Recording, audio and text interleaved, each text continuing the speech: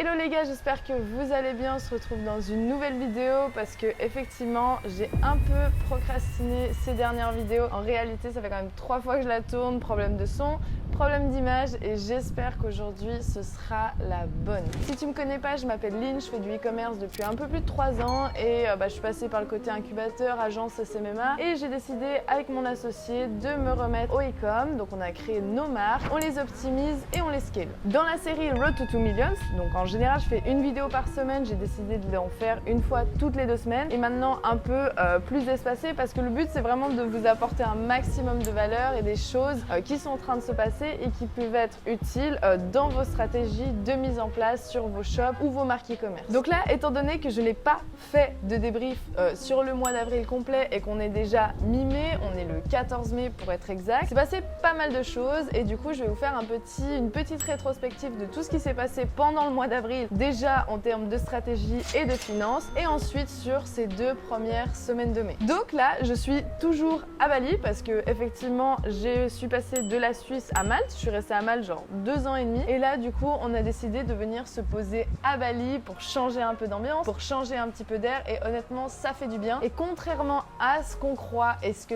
tout le monde dit, c'est possible à Bali de trouver un équilibre entre ta vie professionnelle, donc une discipline de travail en tant qu'indépendant ou chef d'entreprise, et aussi tout ce qui se passe autour. Effectivement, il y a énormément de distractions, donc c'est un peu à toi juste d'être dans le mood du coup plus discipliné. Donc voilà, on va faire un petit feedback de ce qui s'est passé ce mois d'avril. Donc déjà, il y a eu pas mal de problèmes avec Facebook de manière générale et c'est arrivé pour absolument tout le monde. Déjà, grosse baisse des performances pendant au moins 2 semaines, j'ai envie de dire. Et en plus de ça, il y a un jour où Facebook a clairement pété un câble, les gars, et d'ailleurs on était tous là entre e-commerçants à s'écrire est-ce que toi aussi c'est la merde, est-ce que c'est la merde, et franchement pour tout le monde c'était la merde. Je crois que Facebook à partir c'était 11h du matin ou un truc comme ça, il a dépensé absolument tout le budget publicitaire et là on s'est dit waouh, red flag. Donc on a je crois descendu les budgets, on n'a pas coupé les campagnes. Il me semble que Nathan a juste descendu les budgets avant d'attendre que ça se répare et que ça se passe avant de relancer nos campagnes. Et du coup on suspectait un peu qu'il y ait des mises à jour sur les algorithmes au niveau de Facebook avant que ça reprenne. Je dirais la dernière semaine d'avril, ça commence à être plus smooth, ça commence à être un peu mieux. Et là, depuis ce mois de mai, les gars, on se gave de ouf. Mais je pense aussi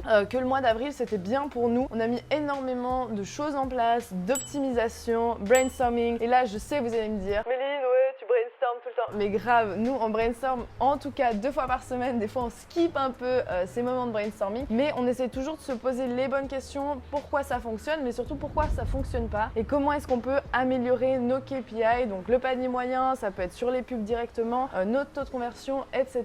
Et du coup, ce mois d'avril, c'était beaucoup de réflexion et du coup, très honnêtement, on n'est pas du tout rentré dans les objectifs financiers. Le bénéfice, ça allait encore, mais en termes de chiffre d'affaires, on était loin du goal. Pour vous dire, le goal, c'était de faire 150 000 € de chiffre d'affaires et on en a fait seulement 98 000. Donc il y a quand même un trou de 50 000. Après voilà, Facebook comme je vous dis c'était une galère pour le mois d'avril et c'était une galère pour plein d'e-commerçants. Donc voilà, l'un dans l'autre, on fait ce qu'on peut faire avec ce qu'on a. Mais ça nous a laissé du temps libre pour optimiser énormément de choses sur notre site, nous poser les bonnes questions, avoir des bons processus. Et du coup aussi pour ce mois de mai, de recruter une nouvelle personne qui va commencer là dès demain à nous accompagner sur tout ce qui est de l'assistance marketing.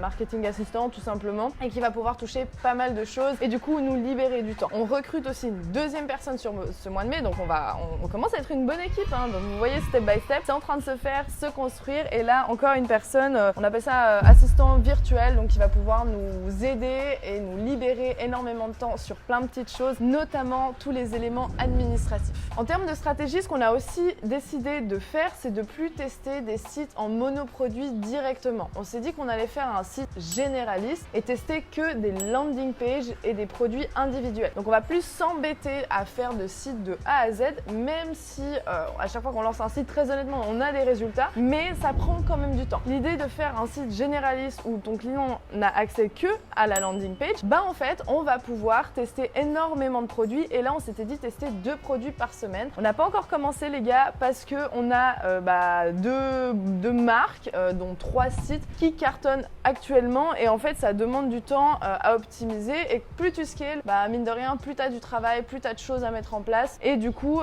c'est jamais le bon moment. Mais bon, cette semaine on s'est dit que c'était réellement le bon moment de mettre en place pas mal de choses. En termes de scaling, du coup comme je vous dis, ce mois de mai ça part bien, ça part très très bien. On a fait un gros changement et ça c'est hyper important sur ce mois de mai les gars, c'est le thème. Du coup les gars, on a clairement changé de thème et là on est en train de faire une pépite, vraiment putain de scooter. Voilà bah. Du coup, on a changé le thème là récemment, il n'y a même pas 10 jours sur nos 3 boutiques. Ça m'a pris énormément de temps de tout adapter, de tout changer. Je regarde mon ordi parce que les gars, je vous ai pris des petites notes parce que ça fait quand même longtemps que je ne vais pas record et du coup, je veux rien vous laisser passer. Je pense qu'en termes de stratégie, on est plutôt pas mal. J'ai rien d'autre à ajouter si ce n'est, alors on va parler performance, on va parler chiffres, je pense que c'est ce qui intéresse. Donc comme je vous ai dit, mois d'avril, on n'est pas dans les objectifs. Par contre, le mois de mai, les gars, là, ça commence assez fort parce qu'on tourne depuis un petit moment là, je pense que je dirais depuis au moins 5-6 jours à 6000 de chiffre d'affaires par jour et les jours précédents on était assez stable à 5000 de chiffre d'affaires par jour. Donc les gars, franchement c'est plutôt pas mal.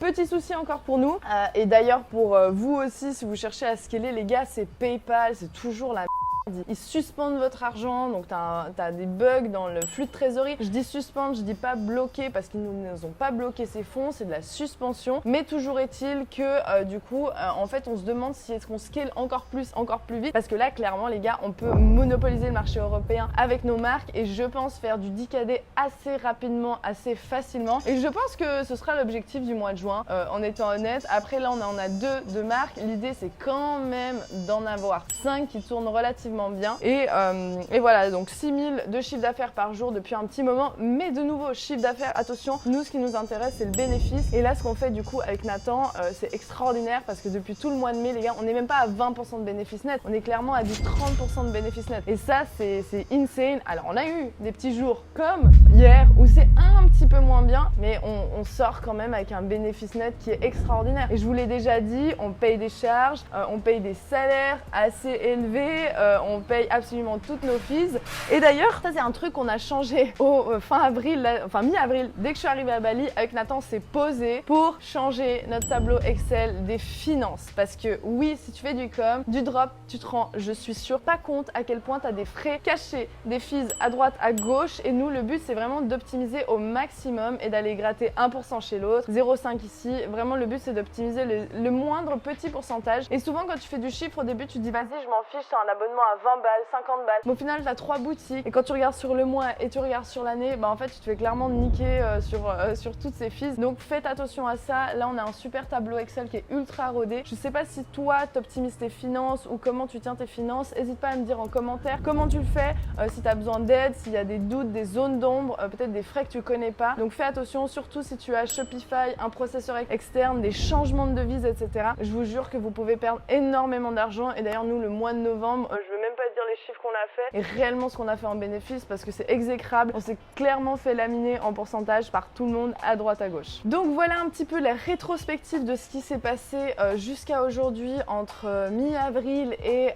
du coup ce mi-mai. Je pense que c'est de manière générale plus ou moins tout. Bien évidemment toujours les gars, groupe Telegram, je poste tous les 2 jours maximum et j'essaie de vous donner un maximum de valeur mais aussi d'échanges avec vous si vous avez des questions, si il y a des choses que vous comprenez pas. En description, enfin en commentaire là sous la vidéo, si tu as des questions, n'hésite pas non plus. De toute façon, tu as tous les liens en bas. Et puis voilà, je pense que c'est plus ou moins tout. Je vous reparlerai probablement de branding et de thèmes, de construction de thèmes, comment vraiment faire une boutique de A à Z pour avoir des taux de conversion qui sont intéressants et pas ressembler à tous ces sites de que tu vois en dropshipping au quotidien où les gars ils font du chiffre d'affaires et puis ils ont des taux de conversion à 0,5 ou 0,8% et ça c'est impossible. Et je vous promets, l'autre jour j'ai eu un gars en coaching et je lui en parlais, il faisait du chiffre mais il n'était pas rentable parce qu'il avait un mauvais taux de conversion, il n'a pas essayé d'optimiser son panier moyen. Et si vous optimisez ces petites KPI, vous passez de négatif à break-even à faire du positif. D'ailleurs j'en parle dans ma première vidéo YouTube avec l'étude de cas sur notre première marque et vous verrez que ça change la donne. Donc voilà les gars, on se retrouve fin de cette vidéo.